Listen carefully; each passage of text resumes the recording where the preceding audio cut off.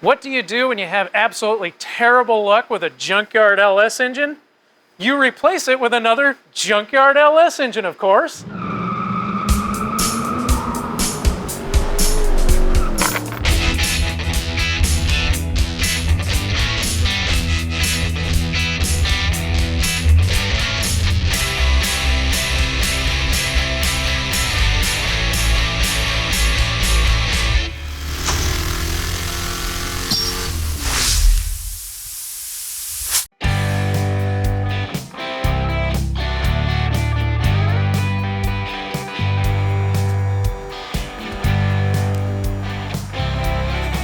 Okay, so the last time we did some serious work on this thing was way back in episode 5. I will be amazed if this battery's not dead. No way. And when we got the thing running, it was running like complete crap. I mean, it wouldn't even do a burnout on wet grass. It was that bad. So when we got it into the shop, we found that all of the spark plugs on one half of the engine were completely melted. And so we changed out the spark plugs, we changed the wires, we changed the fuel injectors, and then because I felt that it was probably a fuel delivery problem making it run too lean, we changed out the gas tank with a Suburban gas tank and then did a bunch of fabrication on it so that I could install a factory-style GM fuel pump. And after that, we did some donuts around the yard. We drove it all the way down to Riverdale Raceways. We did some donuts down there, drove it all the way back. Never had a problem with it. And even after that, I drove it for a few hundred miles picking up parts for the Nova and didn't have a problem. But apparently that whole time was just a big ticking time bomb because it runs like crap again. And I have a big sneaky suspicion that we've probably melted the spark plugs again. I don't know for sure, so we're gonna get this thing pulled in and we're gonna check it out and see what happened. Uh-oh, there we go. It's been sitting a while. All right, we're gonna have to jump it. It was close, almost. I thought for a second it was actually gonna do it again. Okay, pull the other truck over. So when I put this together, I actually designed it with an actual 2001 Silverado fuse box. So I actually went and got this out of a junkyard and just built a bracket in here, plopped it in here. So that's actually out of a 2001 Silverado, and then wired it all in from that. I could have cut the harness and had a little tiny fuse block and stuff for a standalone system, but I just felt like this would be a little bit easier.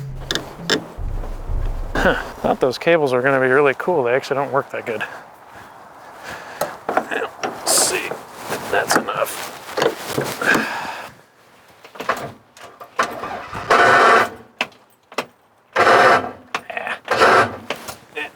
I picked up these cables that I thought would be really cool because they got these like clamp thingies on them.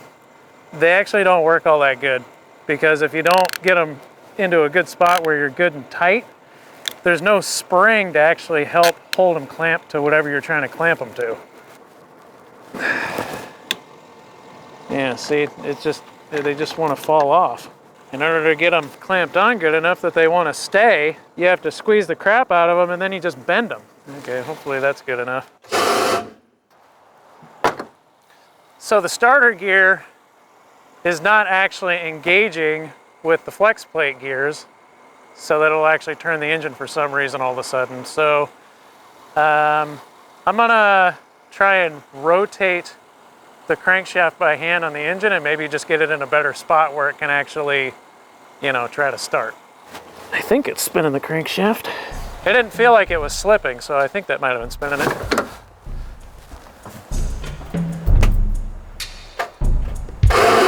Nope. Huh. Kind of thinking maybe the starter's bad. I was thinking maybe it wasn't throwing the gear in good enough to engage, but it might just be a bad bearing in the starter, and if that's the case, it's just going to jump the teeth.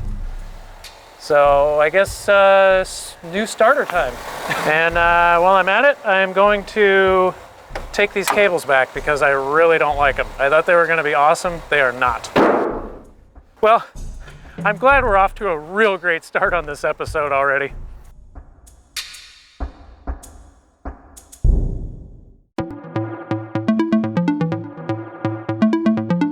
Okay, picked up a new starter. We're gonna go and put it in. Oh, that's what happened. Okay, so it wasn't actually a bad bearing like I thought, but it was the starter. This little ear right here broke off of the housing. This is what one of the bolts goes up into the engine through. So then once that busted off, then the starter was allowed to just pivot on this one bolt. And so then when the teeth went to engage on the flex plate, it would kick the starter that way, and then these would just skip off the teeth on the flex plate. Old starter out, new starter in.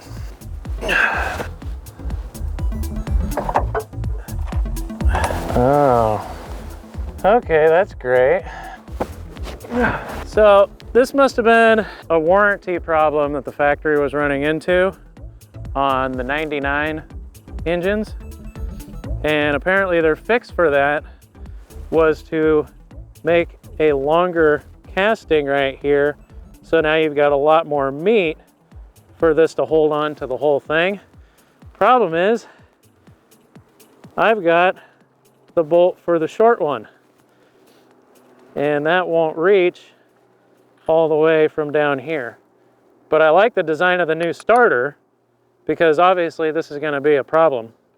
So I need to find a longer bolt for that. Okay, so I ran to the auto parts store and they didn't have the right bolt. They had the right diameter and the right threads, but it was a little too long, so it would have stuck out about that far. And you have to have the right bolt for the starter because they knurl the bolt right here so that it fits tight into the hole, and that's what actually keeps the starter in the right position to engage the teeth. And today's Sunday, so all the GM dealers are closed, so this was really my only option. So what I'm gonna do in typical Knot Rod fashion is install a whole bunch of washers on here to shorten the bolt length a little bit, and that'll at least get it going. And I'd like to say that I'm gonna change this bolt out for the right one eventually, but we all know this is probably gonna be a permanent fix.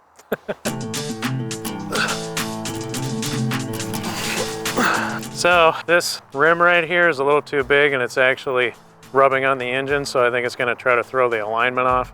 So I gotta run this on the bench grinder and grind it down just a little bit.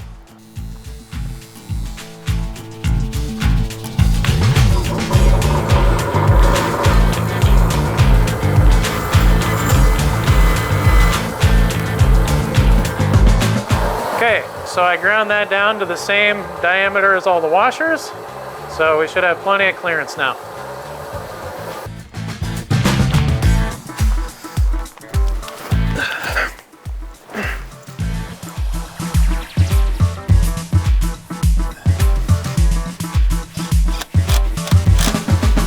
Okay, I think that'll work.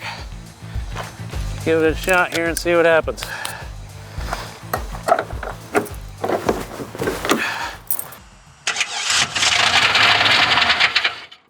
That doesn't sound good.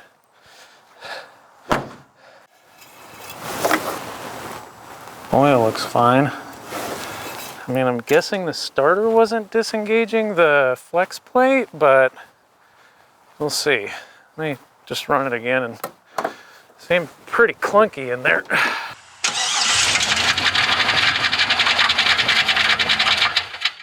Something sounds terrible. I mean, I hope it's not like internals. I want to see what the oil pressure's doing when I start it.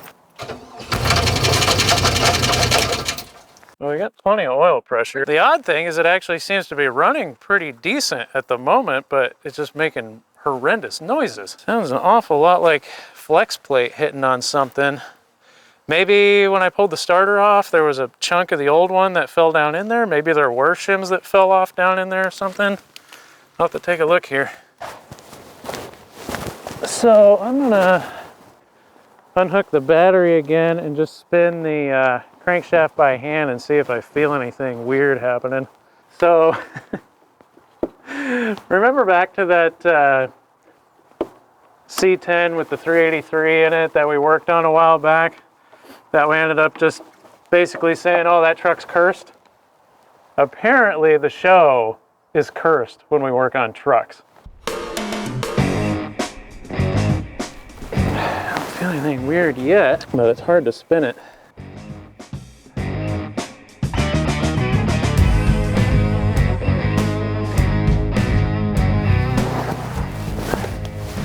And I don't hear anything weird happening when I spin it by hand.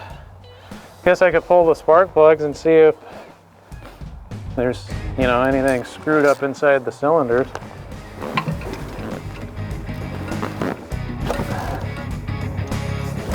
I'm a little wet, but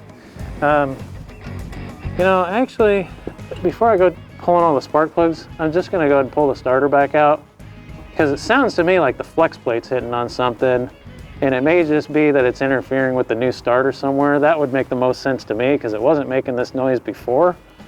So why don't I do that real quick, and then if all that looks fine, it doesn't look like there's any interference, then I'll go ahead and start checking the cylinders. I looked at the starter. It doesn't look like there's really any way the starter's interfering with it. What looks like a wear mark on the ring gear on the flex plate, and it seems like it's on there kind of crooked, but I can't really tell where it's actually hitting at. I don't know, I could just be chasing the totally wrong issue here, but see, it looks like some of the rust is wore off right here, and you can see the ring gear is out this way a little bit. But you'd think I would hear it and feel it scraping on something running it by hand here. I thought maybe this plastic piece here, maybe a chunk of it broke off. As you can see, it looks like it's missing up there at the top, just a section of it, but I couldn't find it in there. I reached around for it. It sounds more like metal that's hitting to me. It doesn't really sound like plastic. So now that I pulled the starter and put it back in, maybe it'll have lined up something better to work. Really have no idea. So I'm gonna try it again, still makes noise, then I'll just pull all the spark plugs and see if anything looks weird in there.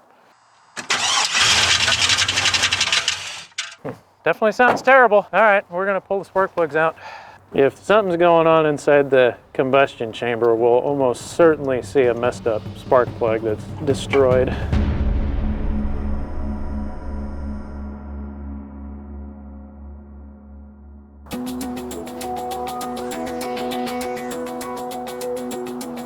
Okay, so I pulled all the spark plugs out and checked all of them, and they all actually look good. None of them were even melted or anything. There was a couple of them that were kind of washed with fuel, so maybe have a sticky injector or something, I don't know, but that's not what we're hearing, obviously. So here's my philosophy at this point, is if it's something like the flex plate rubbing on a bolt or something like that, the more I run it, maybe it'll just grind it till it fits, right? And if it's something internal inside of the engine, then it's already wrecked anyway and it's gonna need a new engine. So there's really no harm in just going ahead and running it and looking around the engine and seeing what happens. So that's what I'm gonna do at this point.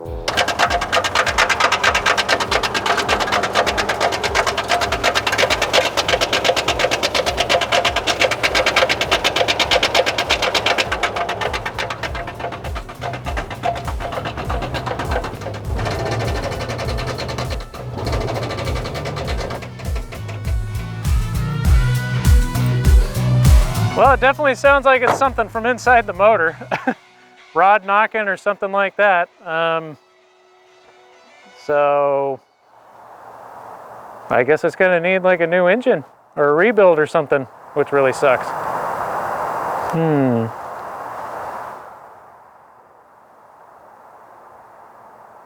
Yeah, it's kind of odd. I mean, it's got good oil pressure, so I don't know if it spun a bearing or what, but I mean, it definitely sounds like it's coming from inside the engine. I don't think it's external like the flex plate or anything like that. So stay tuned for a new engine in the C10. Huh, man, that really sucks.